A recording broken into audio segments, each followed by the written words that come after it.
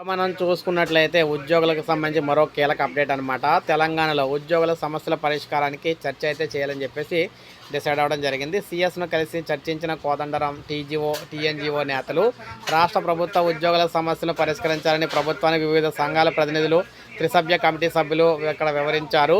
ఈ మేరకు CSO, CM కార్యాలయం ప్రధాన కార్యదర్శి చర్చించారు. ఉద్యోగుల సమస్యల పరిష్కారానికి ప్రభుత్వం నియమించిన త్రిసభ్య కమిటీ సభ్యులు డాక్టర్ చిన్నారెడ్డి, ఆచార్య కోదండరాం, టీజీఓ కేంద్ర అధ్యక్షుడు ఏలూరు శివరావు, శ్రీనివాసరావు, ఎన్జీఓ, టీఎన్జీఓ కేంద్ర అధ్యక్షుడు జగదీశ్వర్, మిగిలిన వారు అందరూ కూడా ఇందులో పాల్గొనడం అయితే జరిగింది.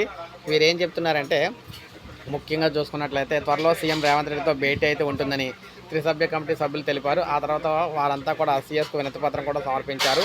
ప్రధానంగా పెండింగ్లో ఉన్న డిఏ మంజూరు కానీ, ఆరోగ్య కార్డుల విషయం కానీ, 317 జీవో సమస్య కానీ, సిపిఎస్ రద్దు కానీ, ఆంధ్రలో పనిచేస్తున్న 144 మంది తెలంగాణ ఉద్యోగులను వెనక్కి తేవటం కానీ, గచ్చిబౌలి ఇళ్ల స్థలాలు టీఎన్జీఓ సొసైటీకి ఇప్పించడం, అదేవిధంగా ఉద్యోగుల పెండింగ్ బిల్లు మంజూరు చేయటం, అదేవిధంగా రాష్ట్ర స్థాయిలో జాయింట్ స్టాఫ్ కౌన్సిల్ సమావేశాల ఏర్పాటు తదితర అంశాలపై అయితే చర్చిస్తూ ఉన్నారన్నమాట.